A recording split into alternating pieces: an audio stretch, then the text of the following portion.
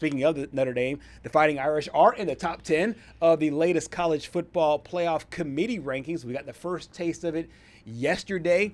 It mirrors a lot of what we've seen from the AP poll, and the AP poll has not moved very much over the last month or so. And the college football playoff poll, we thought there might be some tweaks. For the most part, in the top 5, it remains the same. Yeah, and the SEC did get 6 teams in the top 12, but that we have to clarify that doesn't mean that they have 6 teams in the playoff right now. Right. It's just in the top 12 of the rankings because you have to account for the ACC champion, which I believe is outside of the top 12. I don't believe their projected ACC champion is in there, and then obviously the group of 5. So let's roll right into the top 25 rankings. We'll start from 25 on down. Tennessee, I mean, they're out of it at this point.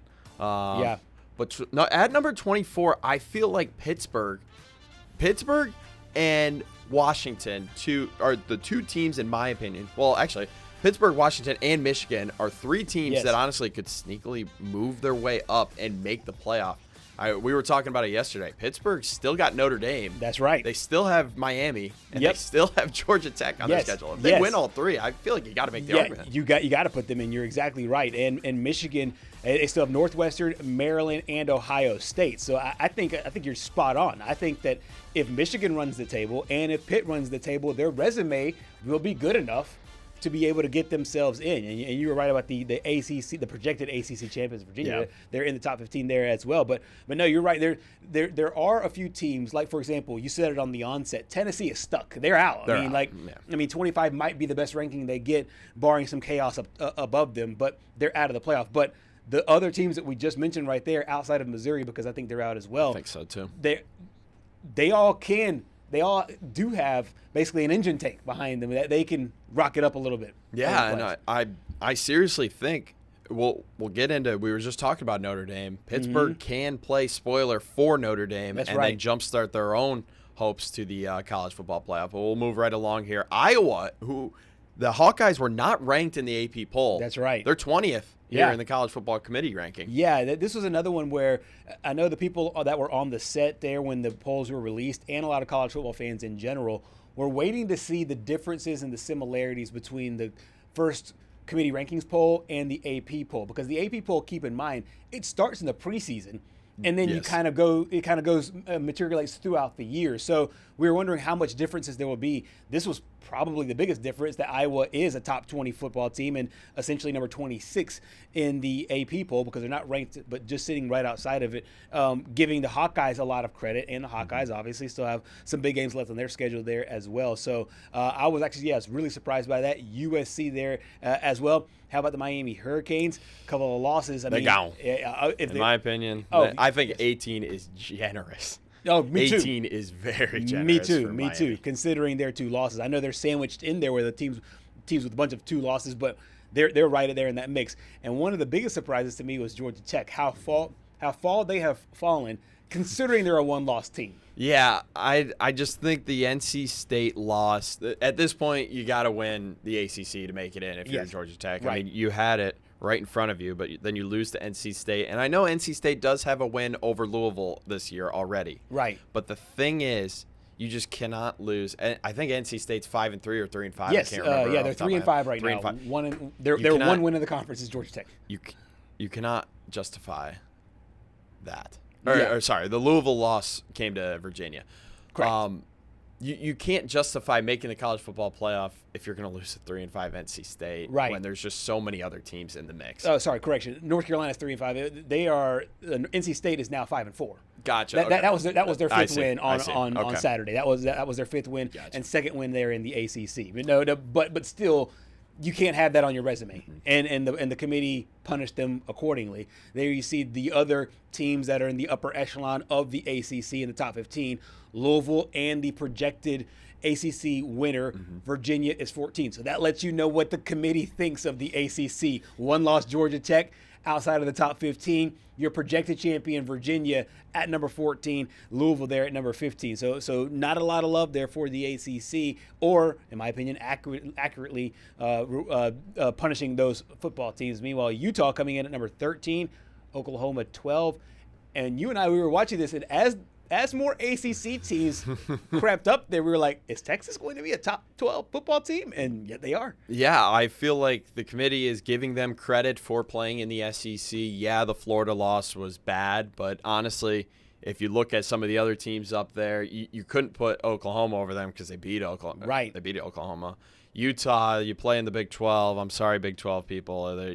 Your conference isn't great. Mm-hmm. And then Louisville and Virginia, you're only going to get one out of the ACC because, honestly, yeah, Florida is, third to last in the SEC this year. Right. I don't remember who's third to last in the ACC, but you can't tell me. Right. I'm just going to say Boston College. You cannot tell me Florida is losing to Boston College. I'm sorry. Right. You would have no hope. No shot. No shot at even making a run there. Inside the top 10 now we go. Wow. It is Notre Dame, the team that we just talked about, going to play Auburn in a future home-and-home series. The big shocker, I think, for a lot of people was Oregon. Yeah. They're at number 9.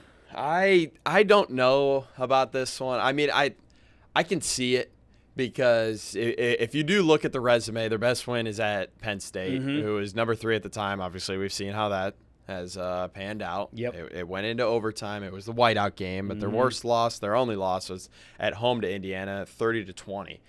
The remaining schedule to me is a little bit interesting because I think if they were to win out, they probably move up to no higher than 7th, in my opinion. Okay, yeah. So they don't jump.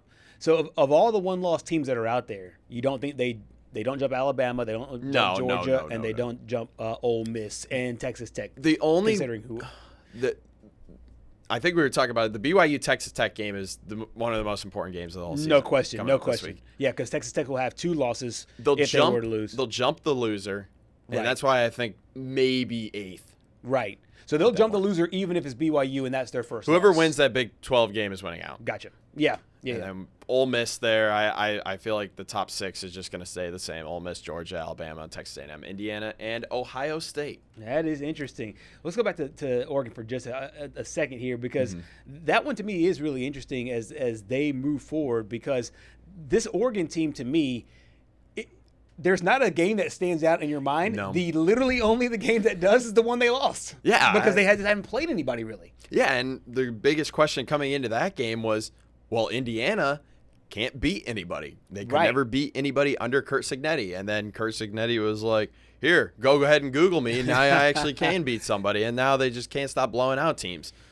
But it's just, I really don't see Oregon moving up past 8. I just really don't. So the 8th seed, let's just say that for convenience sake, let's say they get the 8th seed.